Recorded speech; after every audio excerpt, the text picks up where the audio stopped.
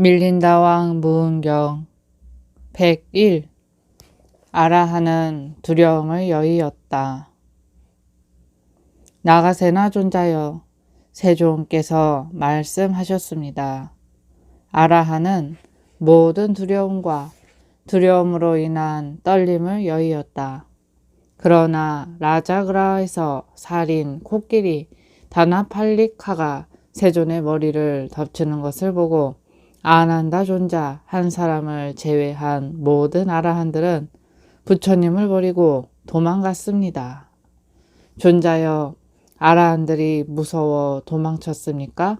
아니면 인간은 자신의 수겁에 따라 그 과보를 받는다라는 것을 분명히 보여주려고 세존이 쓰러지기를 바라며 도망쳤습니까? 아니면 이 기회에 세존의 비할 바 없는 신통력을 구경하려고 도망쳤습니까? 존자여, 만약 아라한은 공포를 여의었다는 것이 진실이면 500의 아라한이 도망쳤다는 이야기는 잘못이고 500의 아라한이 도망친 것이 사실이라면 아라한은 두려움을 여의었다는 말은 잘못입니다. 이것은 양도론법의 난문으로 당신에게 제출되었습니다. 이 난문을 해결해 주십시오. 대왕이여, 앞에 세존의 말씀도 진실이고 뒤의 일도 사실입니다. 그러나 아라한들이 도망친 것은 공포 때문이 아니었습니다. 왜냐하면 두렵게 하고 부들부들 떨게 하는 이는 아라한에게는 이미 없어졌기 때문입니다. 대왕이여, 대지가 자신이 파헤쳐지고 무너뜨려진다고 해서 또 대지가 바다와 산을 지탱해야 한다고 해서 두려워합니까? 존자여, 그렇지 않습니다. 왜 그렇지 않습니까? 대지에게는 두려움이나 떨림이 생길 인이 없기 때문입니다. 마찬가지로 아라한에게도 그런 인이 없습니다. 대왕이여, 산봉우리는 자신이 잘리거나 허물어뜨려지거나 불태워질 때 두려워합니까? 존자여, 그렇지 않습니다. 왜 그렇지 않습니까? 산봉우리에는 두려워하고 부들부들 떨 인이 없기 때문입니다. 대왕이여, 마찬가지로 아라한에게도 그러한 것이 없습니다. 우주한 여러 가지 형태의 생물 전체가 한 사람의 아라한을 두려워 떨게 하려고 공격을 가하더라도 아라한의 마음에는 아무런 변화도 일어나지 않을 것입니다. 왜냐하면 어떠한 공포가 주어져도 아라한에게는 두려움이 생길 조건도 원인도 없기 때문입니다. 대왕이여, 오히려 그때 그 아라한에게는 이러한 생각이 떠올랐습니다. 오늘 무상의 승자 세존께서 이 유명한 도시로 들어가 계실 때 살인 코끼리 다나팔라카가 거리로 뛰어들 것이다.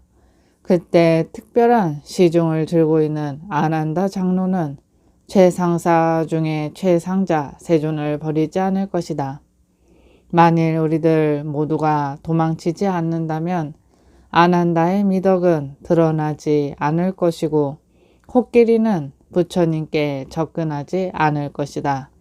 그러니 우리는 물러나자. 그래야만 대중들은 그것을 보고 번뇌의 질곡에서 풀려날 수 있을 것이며 또 아난다의 미덕도 잘 드러날 것이다.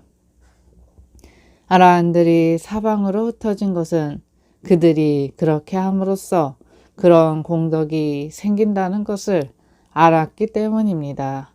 잘 알겠습니다. 나가세나 존자여, 아라한들에게 두려움이 있어서가 아니라 그런 공덕이 생길 것을 미리 알았기 때문에 사방으로 물러난 것입니다. 102. 전지자의 마음을 돌리게 하는 것. 나가세나 존자여, 비구들은 말합니다. 부처님은 전지자이다. 한편 또 이렇게 말합니다. 세존께서 사리푸타와 모갈라나가 주도하는 비구 승단을 퇴거시켰을 때 자투마의 샤카족과 브라흐마 샤바니 파티는 씨와 송아지의 비유로 부처님을 달래 용서를 받고 상황을 올바로 아시게 했다. 나가세나 존자여, 도대체 무슨 말들입니까? 부처님이 그들의 말 때문에 노여움을 참고 용서하는 연유를 바로 알았다면 부처님은 저 비유들을 몰랐다는 이야기입니다. 만일 부처님이 저 비유를 모르고 있었다면 부처님은 전지자가 아닙니다. 또 만약 부처님이 그것을 이미 알고 있었다면 부처님은 틀림없이 저 비구들을 고쳐주기 위하여 무자비하고 난폭하게 퇴거시켰을 것이고, 그렇다면 부처님의 무자비성이 드러났을 것입니다. 이것도 양도논법의 난문으로서 당신에게 제출되었습니다. 당신은 이 난문을 해결해 주셔야 합니다. 대왕이여, 부처님은 전지자입니다.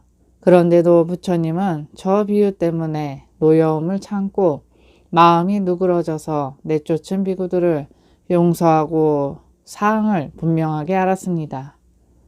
대왕이여, 왜냐하면 부처님은 성전의 주인입니다. 그들이 부처님을 회유하여 마음을 누그러지게 하여 만족시키고, 그리하여 부처님들이 그들의 말에 칭찬의 뜻을 표시한 비유들은 애초에 부처님이 처음 말씀한 것이기 때문입니다. 대왕이여, 이를테면 아내가 남편의 소유인 재산으로 남편을 기쁘게 하고 그 마음을 사며 그때 남편이 그녀에게 칭찬의 뜻을 표하는 것처럼, 또 왕궁의 이발사가 왕의 소유인 황금빗으로 왕의 머리를 손질하여 왕을 기쁘게 하고 왕의 마음을 사며 그때 왕은 이발사에게 칭찬의 뜻을 표하는 것처럼, 또 풋내기 시봉이 스승이 탁발해온 음식을 스승에게 공양하여 스승을 기쁘게 하고 스승의 마음을 사며 그때 스승이 그에게 칭찬을 표하는 것처럼, 대왕이여, 마찬가지로 자투마의 샤카족과 브라흐마 사바니 파티는 부처님이 설한 비유로 부처님을 달래어 기쁘게 했고, 그리하여 부처님은 그들에게 칭찬의 뜻을 표한 다음 모든 괴로움으로부터 벗어나는 법문을 설했습니다. 잘 알겠습니다. 나가세나 존자여. 103. 수도 생활의 의의. 나가세나 존자여, 세존께서 이 같은 시를 읊으셨습니다. 친교로부터 두려움이 생기고 가정생활로부터 더러운 먼지가 생긴다. 친교도 가정생활도 없다면 이는 성자의 깨침으로 가는 길이다. 또 이렇게 말씀하셨습니다. 아담한 절을 지어 그곳에 진리를 많이 들은 이들을 살게 하라. 나가세나 존자여, 만일 부처님이 친교나 가정생활이 없는 것이 성자의 깨침으로 가는 길이라고 말씀하셨다면 아담한 절을 세워 진리를 많이 들은 이들을 살게 하라고 한 말씀은 잘못입니다. 또 만일 부처님이 절을 세워 진리를 많이 들은 이들을 살게 하라고 한 것이 사실이라면 친교나 가정생활이 없는 것이 성자의 깨침으로 가는 길이라고 한 말씀은 틀림없이 잘못입니다. 이 양도는법의 난문을 해결해 주십시오. 대왕이여, 세존께서는 두 가지 말씀을 틀림없이 하셨습니다. 그러나 성자의 깨침으로 가는 길이라고 한 말씀은 사물의 실상을 드러낸 말씀으로 보충할 여지 없이 완전 무결하며 결정적인 말씀이며 출가자에게 어울리고 알맞은 출가자가 지킬 영역이요, 출가자가 걸어갈 길이요, 출가자가 실천할 방법입니다. 대왕이여, 이를테면 숲속에 사는 사슴이 숲을 방황하며 집도 거처도 없이 마음 내키는 곳에서 쉬는 것처럼 비구에게는 친교도 가정생활도 없는 것이 성자의 깨침으로 가는 길이라 할 것입니다. 그러나 세존께서 아담한 절을 지어 진리를 많이 들은 이들을 살게 하라고 한 것은 두 가지 이유에서입니다. 모든 부처님은 절을 세워 승단에 바치는 보시를 찬탄하고 칭송했습니다. 절을 보시한 사람은 생로병사의 괴로움으로부터 해탈할 수 있습니다. 이것이 절을 보시하는 첫 번째 공덕입니다. 또 절이 있으면 비구들은 직연 있는 비구들과 서로 사귈 수 있고 만나고 싶은 사람을 쉽게 만날 수 있습니다. 만일 비구들의 주거가 없다면 그들을 만나기 어려울 것입니다. 이것이 절을 보시하는 두 번째 공덕입니다.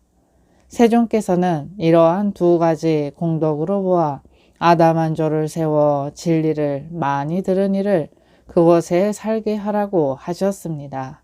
그러나 부처님의 제자들은 주거에 집착해서는 안 됩니다. 잘 알겠습니다. 나가세나 존자여, 당신이 말씀하신 그대로라고 나는 믿습니다.